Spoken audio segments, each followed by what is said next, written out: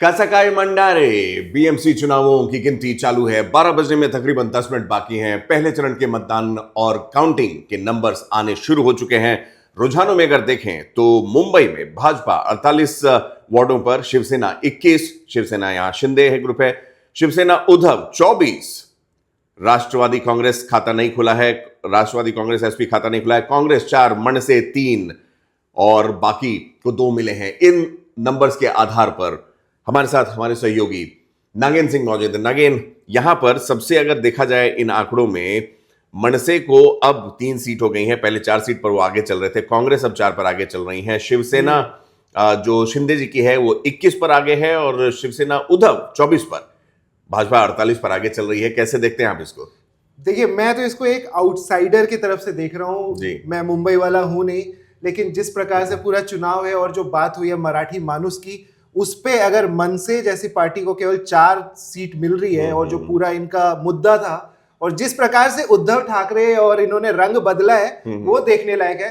जब हम लोग मुंबई इलेक्शन कवर कर रहे थे, जब महाराष्ट्र इलेक्शन कवर कर रहे थे, तो उस समय हमने काफी कुछ देखा, लोगों ने एक दूसरे के ऊपर अटैक किए, लेकिन जिस प्रकार से ये राजनीति बदली है और दोनों भाई साथ में आए हैं, उसका परिणाम बहुत ज्यादा अच्छा नहीं दिखता। एक चीज जो समझ में आ रही है कि शिवसेना वर्सेस शिवसेना, शिंदे की शिवसेना और हमारी उद्धव की शिवसेना, इन दोनों के बीच में टक्कर चल रही है। इनके बीच में हो सकता है कि उद्धव की शिवसेना जीत जाए, लेकिन बीजेपी जिस तरीके से कब्जा कर रही है और जितने नंबर्स उन्होंने, करीब 40 सीटें ऑलरेडी उनके पास है, वो दिखा रहे हैं कि बीजेपी का वर्चस्व कैसे बढ़ रहा है और वो किस तरीके से रिप्लेस कर रहे हैं बीएमसी में। पहले इनके पास थी, अब देखिए पावर किस प्रकार से इस बार चेंज होती है। मुद्दे क्या रहे हैं? अब लोग बात करें कि हिंदू बीएमसी मेयर होगा, इन बातों पे चुनाव लड़े जा रहे हैं बीएमसी के। तो आप इमेजिन ये करिए कि राजनीति किधर जा रही है और महाराष्ट्र के लोग कितने कंफ्यूज हैं कि हर इलेक्शन में उनको एक नया कॉम्बिनेशन देखने को मिलता है और ये जितने भी स्ट्रॉन्ग लीडर्स हैं, इतने पुराने आइकॉनिक लीडर्स हैं, उनका भी ईमान धर्म अब हिल चुका है।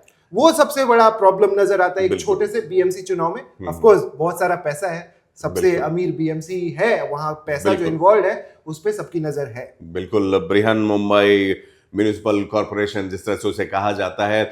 नागेन ने 2-3 बातें काफी स्पष्ट की। सबसे पहला, यहां पर वोटर्स में कंफ्यूजन है। कंफ्यूजन कल तक जैसे वोटिंग स्टेशंस को लेकर नहीं है, कंफ्यूजन ये है कि एक तरफ जो पार्टी या जो नेता किसी और स्तर पर विरोधी नजर आते हैं, वो दूसरी तरफ यहां पर महाराष्ट्र नगर पालिका चुनाव में कई जगह साथ में लड़ते हुए नजर आ रहे हैं। दूसरा, क्या मुद्दे भटक गए हैं? मुंबई में जब बारिश होती है नागेन, ऐसे कई हेडलाइंस हमने कवर की हैं, शहरी डूबने लगता है, टूटी फूटी सड़कें हो गई, झुग्गियों की स्थिति हो गई, वहां पर जो बाहर से जो लोग आ रहे हैं उनके सबमिशन, उनके कागजी कार्रवाई पर भी बहुत विरोधाभास रहता है।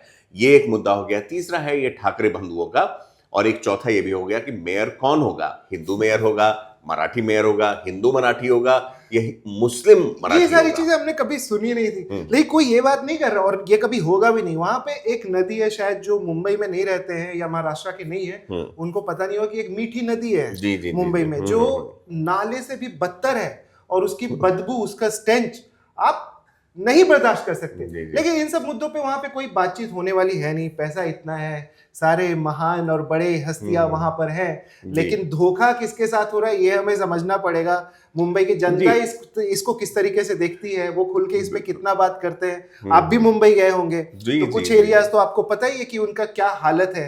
और ये म्युनिसिपल कॉर्पोरेशन कमर्शियल कैपिटल होने की वजह से, बिल्कुल सही कह रहे हैं नागेन। देखिए, इसलिए बीएमसी का क्यों संदर्भ इंपॉर्टेंट है।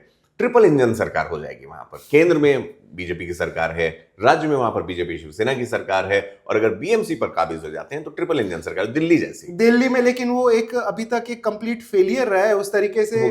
लाइबिलिटी हो जाती है कभी। जनता से आप पूछिए कि अभी इस बार कैसे पॉल्यूशन को लेकर के रेखा जी के ऊपर कितनी सारी बातें हुई, तो ये ट्रिपल इंजन की सरकार बहुत सक्सेसफुल तो नजर आई नहीं। अल्टीमेटली लोगों को ये रियलिटी, लोगों ने भी शायद एक्सेप्ट कर लिया है कि ये जब पैसे का मामला आता है, पावर का मामला आता है, तो ये सारी भलाइयां और अच्छाइयां सभी लोग सब कुछ भूल जाते हैं और फिर एक अलग तरीके से वोटिंग शुरू होती है। बिल्कुल, उसका कारण बहुत सही नागेन ने यहाँ पर बात हो रही है। उसका कारण ये है कि साल भर या 4 साल, जब तक ये बीएमसी की नई अगर कॉर्पोरेशन बनती है या मेयर बनता है तो रहेंगे, उन 4 सालों में बीच बीच में ये मुद्दे उठ के आते रहते हैं, लेकिन लोग भूल जाते हैं जब चुनावी वक्त आता है तो नेतागण वो मुद्दे उठाने लगते हैं जो कि पोलराइज करने वाले होते हैं। इसमें होता क्या है कि अभी देखिए 53 या 54% मतदान हुआ जी मुंबई में इन बीएमसी चुनावों में। ये कोई बहुत अच्छा नंबर नहीं है, तो इसका मतलब है कि लोग वोट ही देने नहीं जा रहे हैं। अब वोट देने नहीं जाएंगे तो मुद्दे इधर उधर होंगे ही।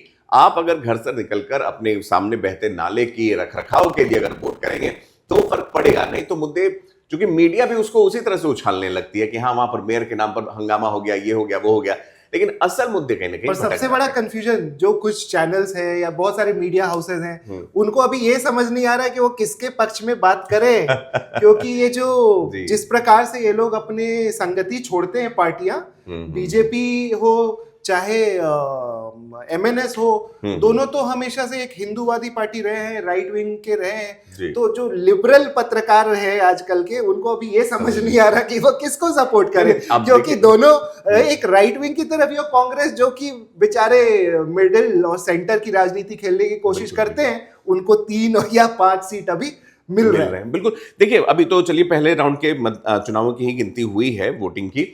एक चीज यहां पर इस पर हम लोग चर्चा कर लेते हैं। देखिए जब शिवसेना 2 हिस्सों में बटा नागिन, तो बात है कि असली शिवसेना कौन?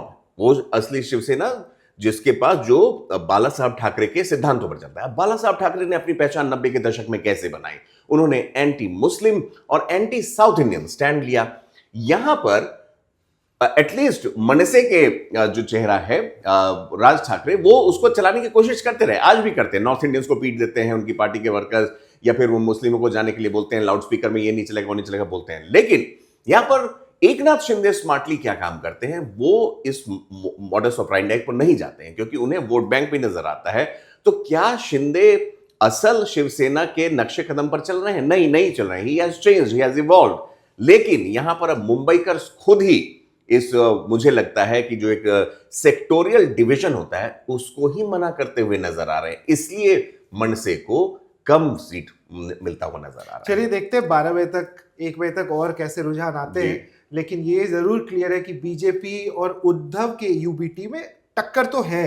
अब वो कितनी सीटें लेकर के आते हैं, मन से लग नहीं रहा कि बहुत ज्यादा सीटें लेकर के आने वाले हैं, लेकिन यूबीटी जरूर कुछ अच्छा करेगी। बहुत जरूरी भी है मुझे लगता है उद्धव ठाकरे के लिए, जिस तरह से कार्डर्स पर जो आप कह लें जो शाखाएं थी शिवसेना की, उस पर जो उनका दबदबा था वो इससे कहीं ना कहीं ग्रासरूट लेवल पर एस्टैब्लिश होगा। अगर यूबीटी जो है वो एक बड़ा अपसेट करती है, डेंट तो नहीं कर पाएगी, बीजेपी की संख्या की वजह से शिंदे ग्रुप आगे निकल जाएगा जो अभी तक रुझानों से लग रहा है, लेकिन खुद उद्धव ठाकरे के लिए मुझे लगता है नागिन बहुत ही एक डिसाइसिव इलेक्शंस होगा ये। बहुत बहुत धन्यवाद। वन इंडिया के election news room, election war room से हम आपको और भी ताज़ा-तरीन जानकारियां लेकर आते रहेंगे।